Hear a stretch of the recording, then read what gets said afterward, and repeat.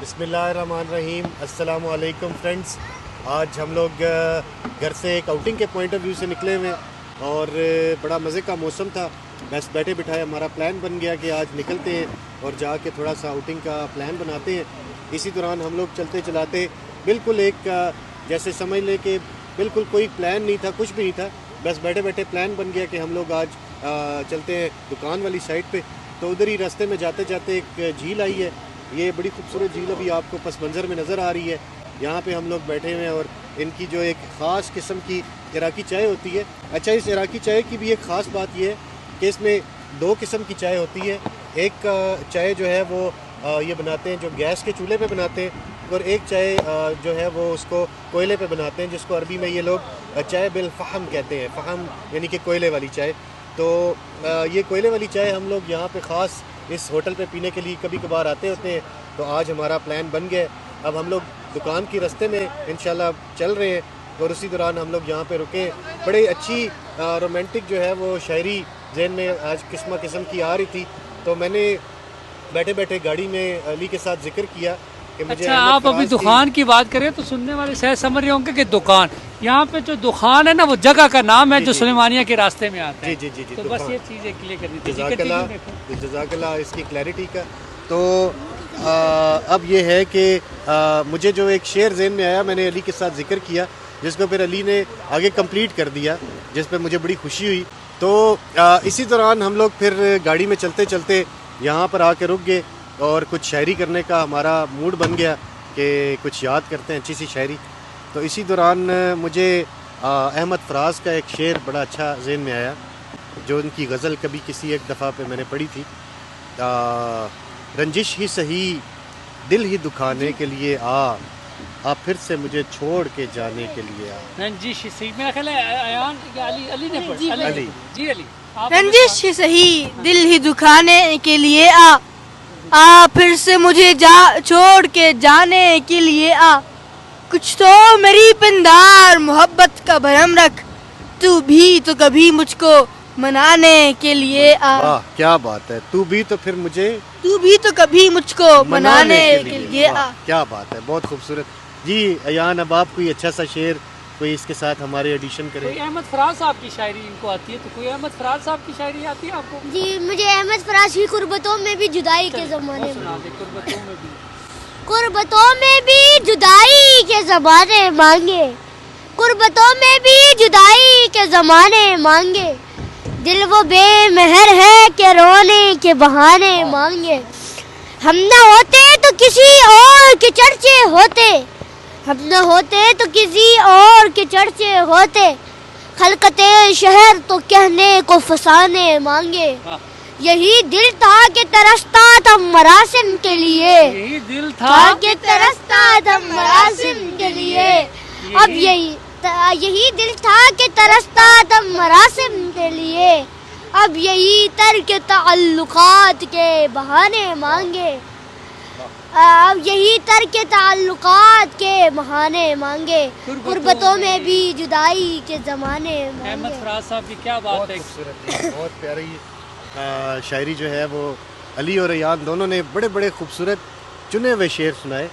और अहमद फराज साहब की जो हिस्ट्री है वो ये कि इनके जो वालिद साहब थे वो बाकायदा तौर पे एक मुबल्लिग थे। अच्छा, और वो उनकी बाकायदा खताबत होती थी। अच्छा, और अहमद फराज ख़ुद भी इन्होंने, जहाँ तक मुझे याद पड़ता है कि गालिबन बेटे की या बेटी का निकाह जो है वो अहमद फराज साहब ने ख़ुद पढ़ाया था। अच्छा। और फिर उसके बाद ये देखें, जब बंदा इस तरीके से शायरी के या अपने फ़न के किसी भी लेवल पे चला जाता है तो इसका बेसिकली मकसद ये होता है कि उसको अल्लाह ताला की तरफ से कोई रोशनी मिल गई है, उसी करम हो गया है। जी जी बिल्कुल, यही बात है। बहुत शुक्रिया।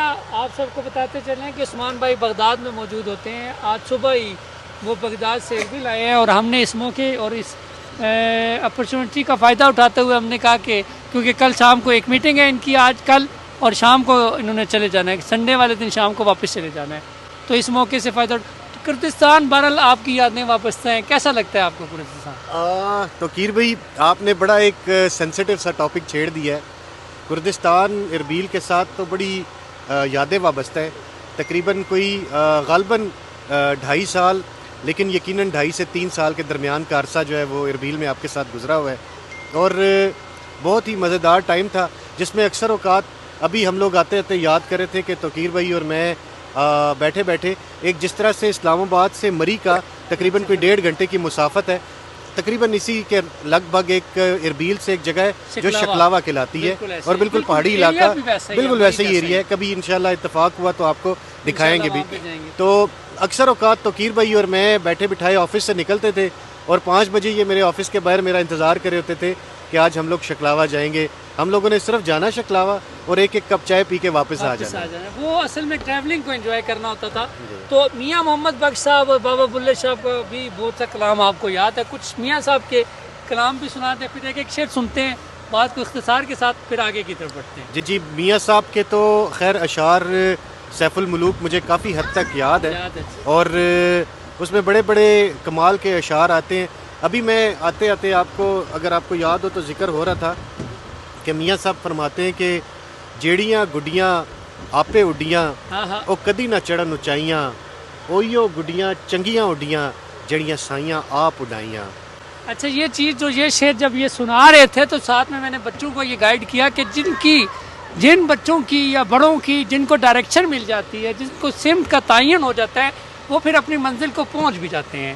مرکز اور منزل تک پہنچنے کے لیے یہ میاں صاحب نے بڑا زبردست بات کی کہ جو خود بندہ چلتا رہتا ہے اس کو شاید وہ ڈائریکشن نہ مل جائے، لیکن اس کا ایک گائیڈ کرنے والا، جس کو ہم شیخ کہہ لیں، استاد کہہ لیں، ماں باپ کہہ لیں، کہ اگر وہ ان کو ڈائریکشن پہ بچوں کو ڈال دیں تو ایک ڈائریکشن میں پھر ایک اپنی منزل کی طرف چل جاتے ہیں۔ بالکل ایسا ہی ہے۔ بڑی میاں صاحب کے ایک اور کا نام عاجزی والا بھی آپ اکثر سناتے ہوتے تھے، جس میں میاں صاحب کے تو خیر علم کے اپنا گھمنڈ نہ کرنا۔ ہاں، وہ فرماتے ہیں کہ پڑھنے دا تو مان نہ کریں تے نہ آکھیں تو پڑھیا، پڑھنے دا تو مان نہ کری تے نہ آکھی تو پڑھیا، او جبار کہار کہاوے متے روڑ دویں دودھ کڑیا۔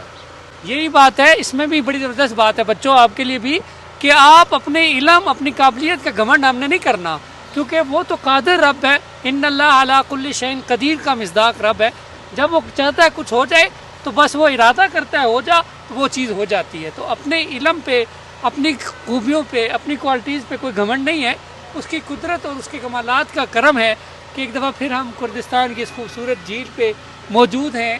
حالانکہ کافی ٹائم کے بعد آنا ہوتا ہے عثمان بھائی کا، لیکن آج پھر ہم موجود ہیں۔ جزاک اللہ، بہت شکریہ آپ سب کی محبت کا شکریہ۔ کوئی علامہ اقبال کا ایک شعر آپ سے سنیں گے، پھر علی سے، پھر ایان سے، اور اللہ حافظ کہہ دیں گے۔ جی علامہ اقبال صاحب کا شعر ایک ربائی ابھی کل شام کو میری نظر سے گزری، تو پڑھی تو خیر کافی پہلے تھی، لیکن بس وہ نظر سے گزری تو اس نے ایک دفعہ پھر رونگٹے کھڑے کر دیے، پرانی یادیں تازہ کر دی۔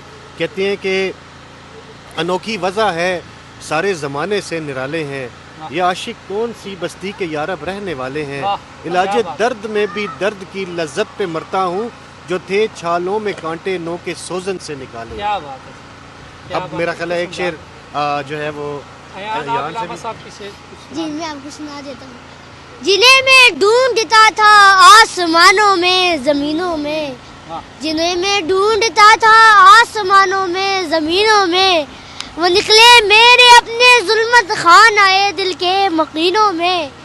کبھی اپنا بھی نظارہ کیا ہے تو نے اے مجنو، کبھی اپنا بھی نظارہ کیا ہے تو نے اے مجنو، کہ لیلا کی طرح تو خود بھی ہے محمل نشینوں میں۔ مہینے وصل کی گھڑیوں کی صورت اڑتے جاتے ہیں، مہینے وصل کی گھڑیوں کی صورت اڑتے جاتے ہیں، مگر گھڑیاں جدائی کی گزرتی ہیں مہینوں میں۔ یہ آپ بہت کثرت سے پڑھتے تھے۔ جی جناب، میں کچھ شعر آپ کے سامنے۔ ہو نہ یہ پھول تو بلبل کا ترنم بھی نہ ہو، چمن داہر میں کلیوں کا تبسم بھی نہ ہو نہ یہ خاکی تو میں بھی نہ ہو، خم بھی نہ ہو، بزم توحید بھی نہ ہو، تم بھی نہ ہو۔ خیمہ افلاق کا استادہ اسی نام سے ہے، ناستی تپشا مادہ اسی نام سے ہے، اور کی محمد سے وفا تو نے تو ہم تیرے ہیں، یہ جہاں چیز ہے کیا لوہو قلم تیرے ہیں۔ علی احمد سے آخری شعر سنتے ہیں اور آپ سے ہم کردستان سے اجازت چاہتے ہیں۔ جی علی۔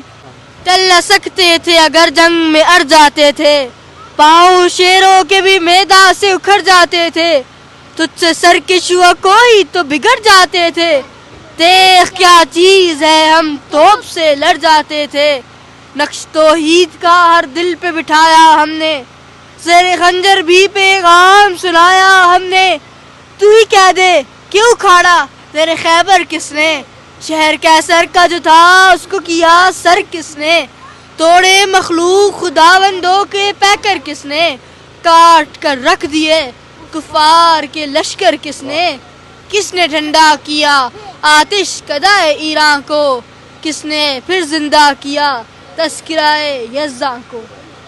جزاک اللہ توقیر بھائی، میرا خیال ہے اب آخری کلمات کے ساتھ اجازت چاہتے ہیں کہ فارسی کا کلام جو مطلب ابھی آتے آتے آپ نے ذکر کیا تھا، جو مجھے بڑا خوبصورت اور مجھے پسند بھی ہے، وہ فرماتے ہیں کہ تو غنی از ہر دو عالم من فقیر۔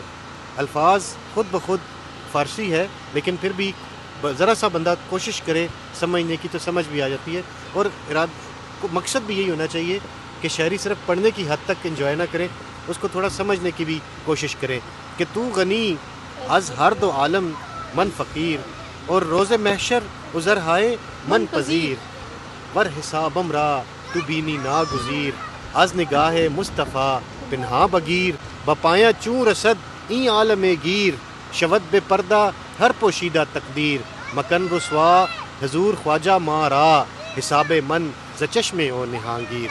جزاک اللہ، آپ کی محبتوں کا شکریہ، السلام علیکم۔ کے طلبگار علی ایان اسد عاشر آپ سے اجازت چاہتے ہیں۔